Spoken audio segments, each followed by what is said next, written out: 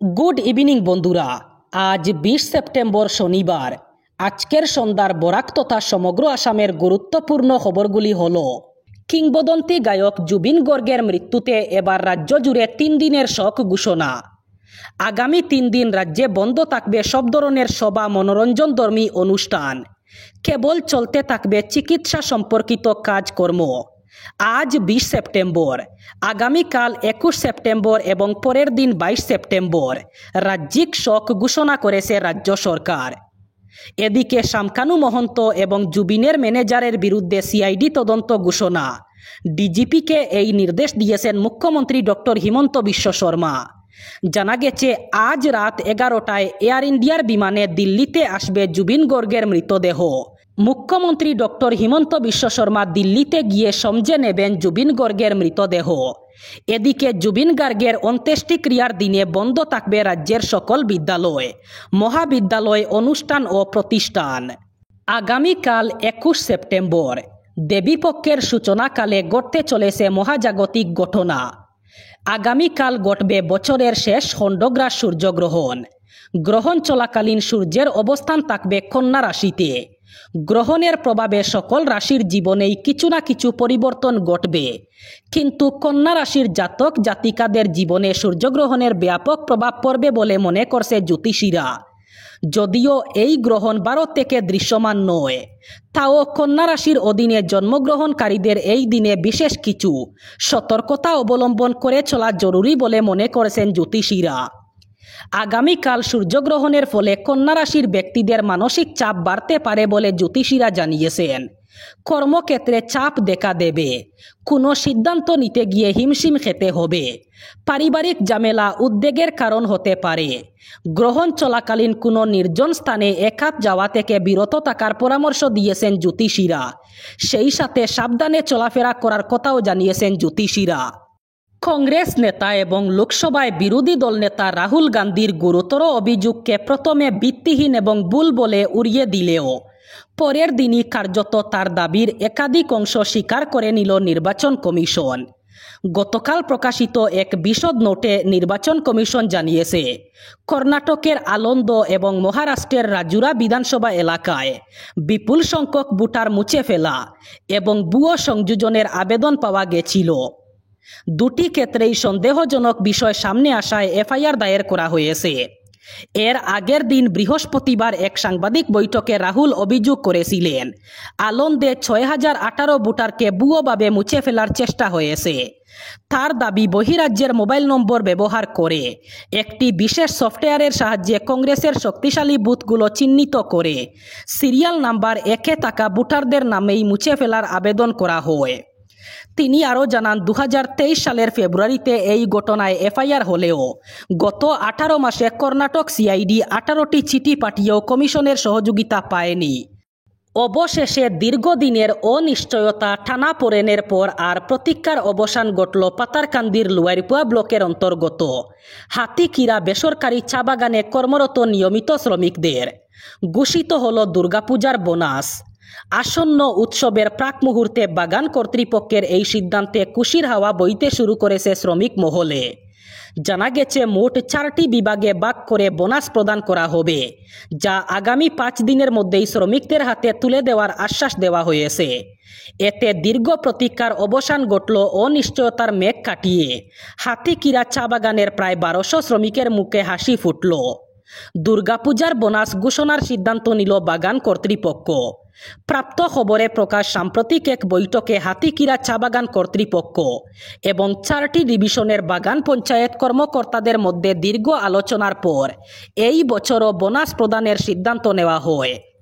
বাগান পঞ্চায়েত সভাপতি জয়চাঁদ গোয়ালা এবং সম্পাদক নিতাই তাঁতি জানান, শ্রমিকদের পরিশ্রমকে স্বীকৃতি জানিয়েই এই বোনাস কাঠামো নির্ধারণ করা হয়েছে। এবার শ্রমিকদের কাজের দিনের ভিত্তিতে 4 ভাগে বোনাস প্রদান করা হবে। বছরে 251 দিনের বেশি কাজ করা শ্রমিকরা পাবেন 14% বোনাস। 201 থেকে 250 দিন কাজ করলে মিলবে 12% বোনাস। 151 দিন থেকে 200 দিনের শ্রমিকরা পাবেন 10% বোনাস। জম্মু এবং কাশ্মীরের উধমপুরে সেনা জঙ্গি গুলির লড়াই চলছে। সন্ত্রাসবাদী সংগঠন জৈশে মোহাম্মদ এর অন্তত 4 জন সদস্যকে কোণঠাসা করে ফেলা গিয়েছে বলে প্রাথমিকভাবে জানা যায়। যদিও প্রতিবেদন প্রকাশের সময় পর্যন্ত এই বিষয়ে সেনার তরফে আনুষ্ঠানিকভাবে কিছু জানানো হয়নি। জঙ্গিদের উপস্থিতির খবর পেয়ে গতকাল রাত থেকেই উধমপুর জেলায় অভিযানে নামে সেনার হোয়াইট নাইট কৌরের তরফে সমাজ মাধ্যমে একটি পোস্ট করে জানানো হয় জঙ্গিদের সঙ্গে সংঘর্ষ চলছে। জানানো হয় সেনার অভিযান চলছে ডোডা উধমপুর সীমানায়। জঙ্গিদের সঙ্গে গুলির লড়াইয়ে আহত হয়েছেন এক জওয়ান। জানা গেছে উধমপুরের ডুডু বসন্তগড়ে জঙ্গিদের উপস্থিতির খবর পাওয়া যায়। তারপরেই অভিযানে নামে সেনার স্পেশাল অপারেশন গ্রুপ এবং পুলিশের যৌথ বাহিনী। উল্টো দিক থেকে জঙ্গিরা গুলি চালাতে শুরু করলে পাল্টা জবাব দেয় যৌথ বাহিনীও। প্রসঙ্গত গত 26 জুন এই এলাকাতেই সেনার গুলিতে নিহত জৈশের শীর্ষস্থানীয় কমান্ডার হায়দর। তার আগে 4 বছর ধরে ওই এলাকায় সক্রিয় ছিল হায়দর। আজ অর্থাৎ শনিবার সাত সকালে দিল্লির একাধিক স্কুলে বোমা বিস্ফোরণের হুমকি। খবর পেয়ে ঘটনাস্থলে পৌঁছায় পুলিশ এবং বম ডিসপোজাল স্কোয়াড। এর মধ্যে কিছু স্কুল দক্ষিণ পশ্চিম দিল্লির নাজাফগড় এলাকায় রয়েছে, সেখানে পরীক্ষা চলছিল। জানা গেছে নাজাফগড়ের একটি স্কুল থেকে প্রথম ফোন আসে দমকলের কাছে। এরপরই সেখানে পৌঁছায় পুলিশ, বম ডিসপোজাল স্কোয়াড এবং দমকল। পড়ুয়া শিক্ষক শিক্ষিকা কর্মীদের স্কুলের বাইরে বের করে নিয়ে আসা হয়। যদিও শেষ খবর পাওয়া পর্যন্ত সন্দেহজনক কিছু মিলেনি বলে জানা যায়, তবে আতঙ্ক ছড়িয়ে যায় স্কুল চত্বরে। রাজধানীর স্কুলগুলিতে বোমা বিস্ফোরণের হুমকি এই প্রথম নয়, সম্প্রতি একাধিকবার এমন ঘটনা ঘটেছে। এর আগে দিল্লির 40টি স্কুলে একসঙ্গে বোমাতঙ্ক ছড়ায়। পুলিশ পুরো দমে দরপাকড় শুরু করলেও এখনও হুমকি বার্তা আসা বন্ধ হয়নি। এদিনের ঘটনায় ইতিমধ্যে তদন্ত শুরু করেছে পুলিশ। সুপ্রিম কোর্টের নির্দেশের পর রীতিমতো আতঙ্ক তাড়া করছে দেশের 40-45 লক্ষ প্রাথমিক এবং উচ্চ প্রাথমিক শিক্ষককে। দেশের শীর্ষ আদালত স্পষ্ট করে জানিয়ে দিয়েছে, চাকরি টিকিয়ে রাখতে অথবা পদোন্নতির জন্য 2 বছরের মধ্যে তাদের টিচার এলিজিবিলিটি টেস্ট অথবা টেটে উত্তীর্ণ হতেই হবে। শুধুমাত্র ছাড় পাবেন সেই শিক্ষকরা যাদের চাকরি জীবন বাকি রয়েছে 5 বছর অথবা তারও কম সময়। গত 1 সেপ্টেম্বর বিচারপতি দীপঙ্কর দত্ত এবং বিচারপতি মনমোহনের ডিভিশন বেঞ্চ এই নির্দেশ দিয়েছিল। তারপর থেকেই দেশ জুড়ে কর্মরত প্রাথমিক এবং উচ্চ প্রাথমিক শিক্ষকদের মধ্যে ক্ষোভ এবং আতঙ্কের পরিবেশ তৈরি হয়েছে। School teachers federation of India বিষয়টি নিয়ে ইতিমধ্যেই আসরে নেমেছে। রাইট টু এডুকেশন আইনের 23 ধারা সংশোধন করার দাবি তুলেছে তারা। এই দাবিতে প্রধানমন্ত্রী নরেন্দ্র মোদী এবং শিক্ষামন্ত্রী ধর্মেন্দ্র প্রধানের কাছে স্মারকলিপি জমা দিয়েছে তারা। উত্তরপ্রদেশের মুখ্যমন্ত্রী যোগী আদিত্যনাথ তাদের বুনিয়াদী শিক্ষা পরিষদকে সুপ্রিম কোর্টের রিভিউ পিটিশন দাখিলের নির্দেশ দিয়েছেন। তামিলনাড়ু এবং কেরলও এ নিয়ে আইনি লড়াইয়ের পথে হাঁটছে বলে খবর। আগামী 1 অক্টোবর থেকে আন্তর্জাতিক রুটে বিমান পরিষেবা পুরোদমে শুরু করছে এয়ার ইন্ডিয়া। আহমেদাবাদে ড্রিমলাইনার বিপর্যয়ের পর বেশ কিছু আন্তর্জাতিক উড়ান সাময়িকভাবে স্থগিত রেখেছিল এয়ার ইন্ডিয়া। এরপর যাত্রী সুরক্ষা এবং বিমান পরিচালনার মতো বিষয়গুলি নিয়ে অভ্যন্তরীণ পর্যালোচনা শুরু করে টাটা গোষ্ঠীর এই সংস্থাটি। এয়ার ইন্ডিয়ার সিইও ক্যাম্পবেল উইলসন জানিয়েছেন, গত কয়েক সপ্তাহে তাদের বেশ কিছু চ্যালেঞ্জের মুখে পড়তে হয়েছে, যার জন্য পরিষেবাতেও সমস্যা হয়েছে।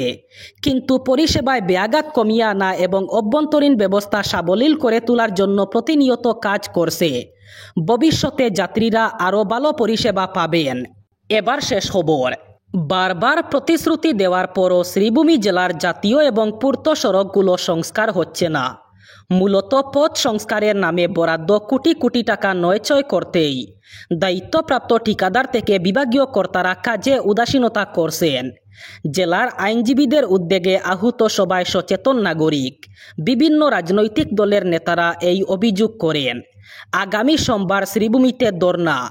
আগামী সোমবার অতিরিক্ত আবর্ত ভবন সংলগ্ন ধর্নাস্থলে ধর্না কর্মসূচি পালনের পাশাপাশি জেলা প্রশাসনের কাছে স্মারকপত্র প্রদানের সিদ্ধান্ত গৃহীত হয়। এদিন বিপিনচন্দ্র পাল স্মৃতি ভবনে আয়োজিত আইনজীবী জ্যোতির্ময় দাসের সভাপতিত্বে সভায় আইনজীবী জ্যোতিষ পুরকায়স্থ, রাজেশ মালা, নন্দন কুমার নাথ, করিমগঞ্জ জেলা কংগ্রেস সভাপতি তাপস পুরকায়স্ত, প্রাক্তন জেলা সভাপতি সতু রায়, মুখপাত্র শাহাদেত আহমদ, উপসভাপতি বিশ্বজিৎ ঘোষ, পূর্ণিমা চৌধুরী এবং অন্যরা প্রাসঙ্গিক বক্তব্যে বেহাল পথের কথা তুলে ধরেন। সভায় সর্বসম্মতিক্রমে সিদ্ধান্ত গৃহীত হয়ে যে আগামী সোমবার অতিরিক্ত আবর্ত ভবন সংলগ্ন ধর্নাস্থলে দুপুর 12টা থেকে 2টা পর্যন্ত ধর্না কর্মসূচি পালন করা হবে। এই ছিল আজকের সন্ধ্যার গুরুত্বপূর্ণ খবরগুলি। ভিডিওটি অবশ্যই লাইক করবেন এবং চ্যানেলটি সাবস্ক্রাইব করবেন।